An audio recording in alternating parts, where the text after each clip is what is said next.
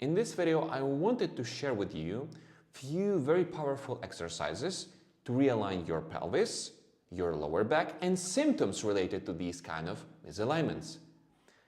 Basically, back in the days when I just started to do my physical therapy job, me and my colleague, we were extensively applying to mostly all of our patients so-called retro walk exercises. Retro walk exercises, these are highly advanced techniques from PRI when you have to walk backwards in a specific way. But what for do we need to do that? You see, although we all have different kind of misalignments, different kind of symptoms, painful areas, background, thus we all need different kind of treatment, and I already talked about that in this video, how PRI actually works, we still share something in common, which is Western civilization world impacts our posture in a very predictable way, and a lot of times our body mass distribution is being overly shifted forward.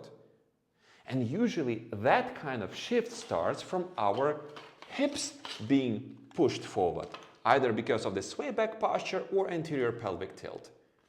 When these conditions happens, and when your body mass was shifted forward, your brain almost automatically will start to use hip flexors instead of your glutes and hamstrings.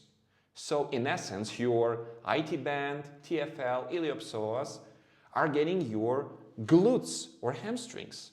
And now you are shifting from side to side from your hip flexors. So in order to fix that, first things first, we have to pull back with our center of our gravity, with center of our mass behind our heels. And we can only do that with specific kind of exercises. When you shift the body mass behind your heels, your vestibular brain will sense that and will almost automatically will start to switch the responsibility from your busy hip flexors, tight hip flexors, onto your hamstrings and glutes, as it was intended by the nature basically. But not every patient can use these kind of retro walk exercises. Sometimes there are limitations. So that's why you have to consult with your PRI therapist. These exercises I'm recording for some of my online coaching patients. Not every of my coaching patients have to use these kind of exercises. But if done correctly, with combination of baseline PRI therapy, that will give you a lot of benefits and you will feel some ease in your body afterwards. Now the first exercise with the left leading leg, we are using that to mitigate the left AIC pattern and turn the left pelvis backwards. Regardless which pelvic tilt you have to address the left hip rotation. So let's do the exercise. Here are some instructions. You are stepping backwards only with your left leg.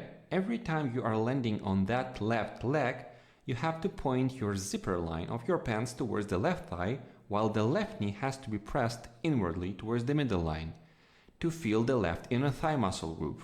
In addition to that, you have to stick out a little bit of the left buttock in order to activate left gluteus medius muscle.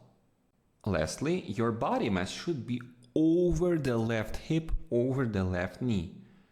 Basically, you have to feel your left inner thigh, left gluteus medius, and left hamstrings. Each time when you are stepping on your left leg, distribute the body weight onto the left heel and exhale with the left abdominal muscle group. The right leg is just following the left one. You don't have to recruit any muscles on the right side. I'm trying my best to keep my body mass behind my left heel.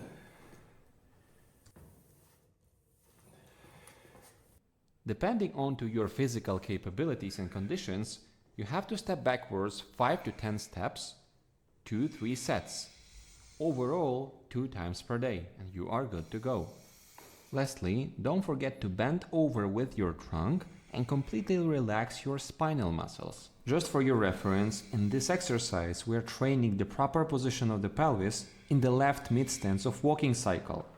In the previous exercise, we've exercised the left hip and left pelvis muscles while you were standing on that left leg. Now it's time to teach our muscles to do the same job, to move the pelvis backwards while your leg is being in the air, in order to prevent the further development of so-called left AIC pattern. Now this time around we are walking backwards with the right leg, but since we have to respect the inherent asymmetry of the human body and so-called left AIC pattern, we will activate different muscles this time around. So as you are moving backwards with the right leg, you have to firstly keep that your right knee cannot go in and activate too much of the right inner thigh muscle group. Secondly, as you are walking backwards and stepping backwards with the left leg, you have to hike up the left pelvis, basically by pressing the left knee towards the middle line and a little bit overtapping the left pelvis over the right one. As you're pressing the left knee towards the middle line, you also have to activate left adductors. Now each time when you are landing on the right foot, you have to distribute the body mass on the right arch, and as you are moving the left hip up, you have to feel that you are loading the right gluteus maximus. Again, you are squatting on the right leg, you're feeling the right glute, then you are extending the right knee and pulling the left hip up by pressing the left knee inside. And that's how you're stepping backwards. Another powerful technique, this time around symmetrical, bend over with your trunk as always, and on exhalation start to walk downstairs, and each and every time you have to land with your heel bone. You have to feel that your heel is being compressed, not your forefoot.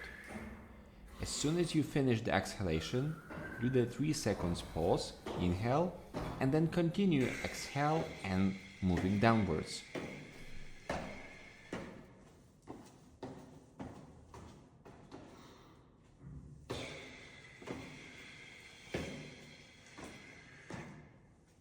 Now this is the 4th exercise, when you have to walk backwards upstairs. It's a fairly advanced exercise because it requires from you a lot of effort and control the frontal plane of motion. In a lot of cases, it may aggravate some of the pain that you have there, especially if you are not prepared. The principles remains the same. You have to compress your heel bone and to walk backwards upon the exhalation. As soon as you finished the exhalation, do the 3 seconds pause, and then inhale and continue do the exhalation and walking backwards. Feel your hamstrings and a little bit of the glutes that are being engaged, and try your best to land onto the heel bones. As I mentioned before, walking on stairs is pretty challenging, but you can kind of mimic the same exercise on the flat surface by walking backwards just like this. The same principles. You are trying your best to land your foot on the heel and you are just walking backwards only with the exhalation. Try your best not to land the foot with the forefoot like this, because a lot of people unconsciously will land rather the left foot, but sometimes the right one, on the forefoot. So keep that in mind. Sometimes for certain individuals with specific kind of problems and injuries, it's much more healthier to walk backwards without bending over.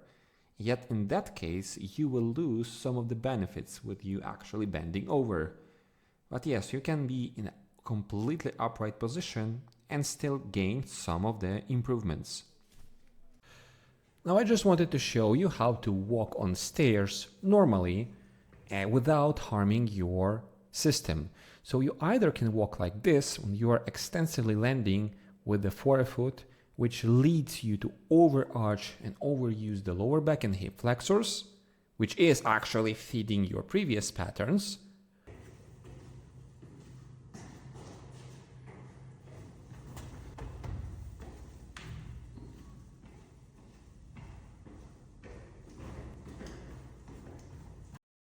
Or you can modify your walk on stairs so that your lower limbs will generate a lot more energy and you will flip responsibility from your lower back and muscles onto your hip muscles properly.